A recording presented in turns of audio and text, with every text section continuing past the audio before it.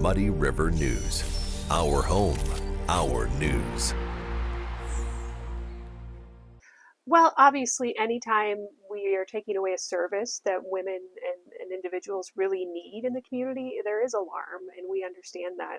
I will say that the board of directors did not close this shelter without really giving it a lot of thought and really thinking about the clients we're serving.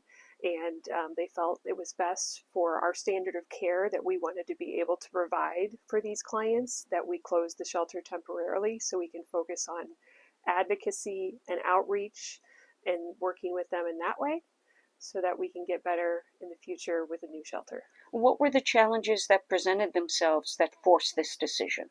Really just health and safety issues, that we wanted to make sure that the environment that they were in was going to be the most positive it was. And after a number of years, the board of directors decided at this point we needed to move forward and make this tough decision in order to support the best care, support the clients in the best way that we possibly can. So was it the physical building? Was it the neighborhood it was in? Or was it the lack of people who could maintain the services? Just a very old building. So it was a physical building. It was time.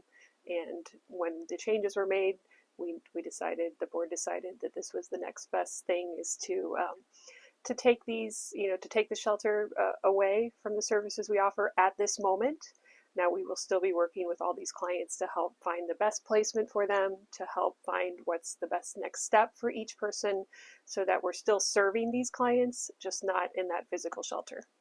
And what is the hope on when you can find a unified shelter, or is that still the goal, to find one building? It absolutely is still the goal we already have a building in place, and so we do need to do quite a bit of construction to that building in order to make it the best version of the shelter that it needs to be. And so time frame we're not quite sure on. We're doing those environmental phases and doing all the things that are required to make sure that it's up to standards, and then we will be working towards that as soon as possible. So you're moving from one building that isn't up to snuff to another building that also isn't up to snuff. Yeah. Why can't you find a building that's up to snuff right away? Well, the building that we are, we do own is going to be up to snuff, and it will be beautiful, and it will be new, and it will be ready to serve clients the way that we know that we need to do. So it's just a matter of the timing of getting it to that point, but it'll be a great building to serve clients eventually. So how many clients were in the old building where you had to tell them, okay, we're going to change the arrangements? So we don't talk about specific numbers with our clients to protect them, but we have been working with each one of them, and we have a great wraparound staff, including the staff that we have here, our advocates, who are working with each one of them to identify what the next best step for each person is. And that's different for each one.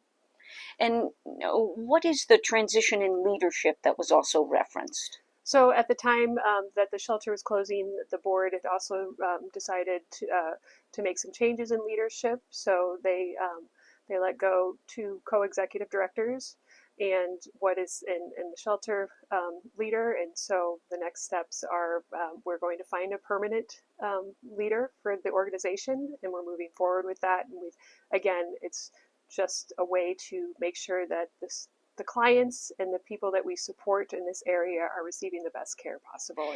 And they are, but our focus is now to make sure that continues. And is it just a coincidence that both these things are happening at the same time, or was the fact that the building just wasn't serving its full function anymore, and that was thought, maybe because of the co-executive directors?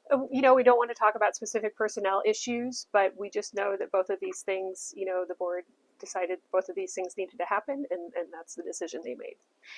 And correct me if I'm wrong, organizations, particularly nonprofits in this delicate kind of work, have to change. The same thing that worked years ago isn't always going to work today. And how do you address concerns with outsiders who don't know the inner workings, would think, something's going on there? Yeah, I think first and foremost, we want people to know that there are great services being provided at Avenues by our advocates, by our outreach staff, who are doing what they need to do every single day for individuals in the Northeast Missouri area who need these services, and that is going to continue. So we want to assure people that Avenues is still going strong. We are still helping people who need them. We want people to call when they are in need, and they're going to be taken care of as they have been. So that is part of that transition, is that we will continue to do all of those things. So first and foremost, that's what we want the message to be, that they will be well taken care of, and we're going to continue to provide that standard of care. And that's part of the reason some of these changes have been made. So we can continue to do just that. And what's the number to call?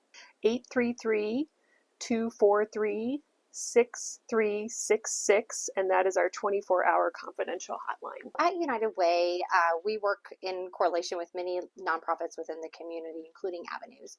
So we have launched the Avenues New Beginnings Fund. That fund will be utilized to help individuals who have been sheltered for some time or have recently joined and come into shelter that is now going to be closing, of course. Those dollars will be utilized to help with relocation costs, help with, there's a few individuals we're hopeful to find permanent housing for. So those dollars will be utilized to pay for utility deposits, rental deposits, and those kind of things to really ensure that individuals through this crisis aren't forgotten about, and rather this is an opportunity for them to become independent and in the best situation for them possible. I think a lot of people would say, well, I want to do something, because when I hear about people in these types of stressful, traumatic situations, but what can I do as an individual, right? 25, $100, how is that going to make a difference? Absolutely. And so we were helping with a client earlier today get an application put in, and as part of that there is a background check fee, and so that background check fee was like $37. However, when you don't have $37 might as well be $3,700 because if you don't have anything, you don't. And so dollars that we've already had come into that fund were able to be utilized to take care of that background check fee in order to equip her hopefully with that, so then she can get into housing. Muddy River News. Our home, our news.